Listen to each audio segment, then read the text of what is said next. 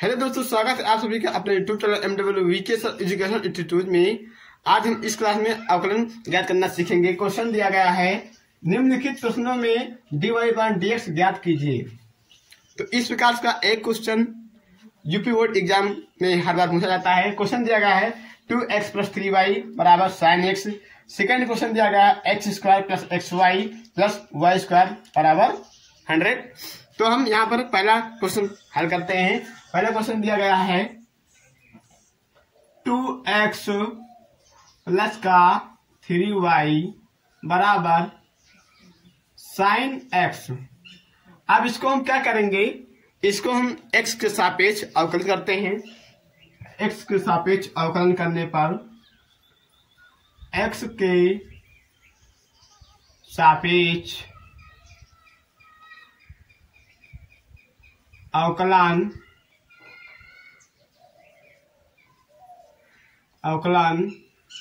करने पर, अब इसको हम x के सापेक्ष अवकलन करते हैं तो लिख देते हैं कि x के सापेक्ष अवकलन करने पर यहाँ पर समीकरण दिया गया 2x + 3y = sin x। तो इसको हम एक सापेक्ष डिफरेंशिएट करते हैं, अवकलन करते हैं। तो 2x + 3y = sin x। अब हम जब 2x का अवकलन करेंगे तो x के सापेक्ष कर रहे हैं तो x का डिफरेंशिएशन 1 हो जाएगा। तो हो जाएगा 2, यहाँ पर हो जाएगा 2 हो जाएगा, x का 1 हो जाएगा, प्लस का 3 और dy/dx हो जाएगा बराबर sin x का अवकलन होता है cos x। तो हो जाएगा cos x। अब यहाँ पर देखते हैं कि 2 इधर प्लस में है, इसको हम इस तरफ भेज देते हैं। तो यहाँ पर प्लस में है, जब इसको हम इस तरफ भेजेंगे तो यहाँ पर माइनस में हो जाएगा। तो 3 dy/dx बड़ा जाएगा cos x - 2। cos x - 2 प्राप्त हुआ। अब यहाँ पर देखते हैं कि 3 × dy/dx 3 जो है इसके गुणे में है। जब हम dy/dx रोकते हैं, 3 को इधर पक्षांतर करते हैं तो 3 इधर गुणा कर रहा है, इस तरफ आएगा तो भाग करेगा, यानी उसको डिवाइड करेगा जाके। dy/dx हो जाएगा dy/dx बराबर cos x - 2/3। यही हमारा फाइनल आंसर हो जाएगा। तो dy/dx आसानी पूर्वक आप लोग इस प्रकार से क्या कर सकते हैं। तो dy/dx बराबर cos x - 2/3।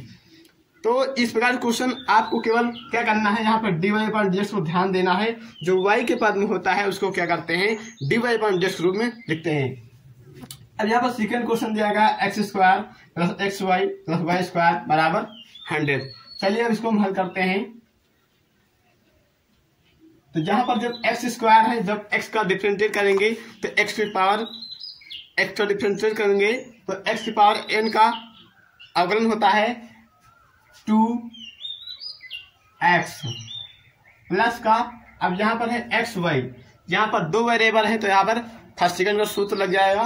तो पहले तो x × dy/dx प्लस का y × 1 बराबर y × 1 प्लस का आगे जाएगा है y²। तब जब y² करेंगे तो 2y dy/dx हो जाएगा। तो 2y dy/dx। उसके बाद में देखते हैं यहाँ पर 100 है, ये क्या है, 100 अचर है। तो अचर पद का अवकलन जो होता है वो 0 होता है, तो ये 0 हो जाएगा फाइनली। आगे हम करते हैं इसको। तो 2x है, यहाँ पर देखते x है × dy/dx है, प्लस का x × dy/dx है।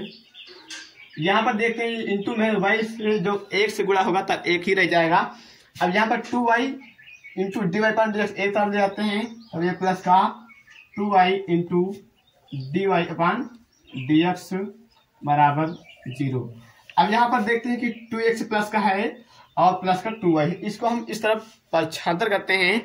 इस तरफ प्लस का है, जब इस तरफ आएगा तो माइनस का हो जाएगा। तो ये हो जाएगा यहाँ पर x × dy/dx प्लस का 2y × dy/dx बराबर, इसको हम इस तरफ पक्षांतर कर रहे हैं तो माइनस का 2x हो जाएगा, माइनस का 2y। ये हो गया।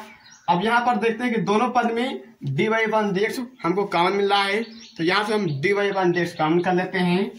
तो जब यहाँ से कॉमन करेंगे dy अपन dx कॉमन कर लेते हैं। यहाँ पर x बच रहा है, यहाँ पर प्लस का 2y is equal to minus का 2x माइनस का 2y ये होगा। अब यहाँ पर देखते हैं कि dy अपन dx into x plus 2y बराबर माइनस का 2x माइनस का 2y।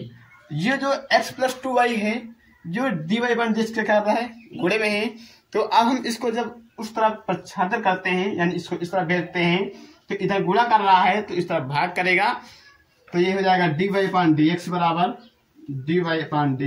हो जाएगा माइनस का 2x माइनस का 2y बटे x प्लस 2y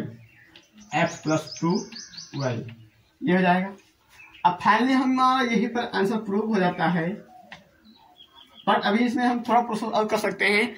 यहाँ पर 2 क्या हो रहा है माइनस का 2x दोनों से 2 कॉमन हो सकता है, तो इसको आगे ऐसे भी लिख सकते हैं और dy अपन dx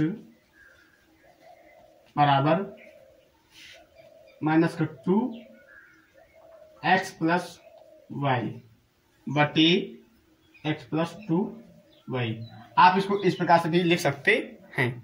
तो इस प्रकार से dy अपन dx आसानी पूर्वक ज्ञात कर सकते हैं।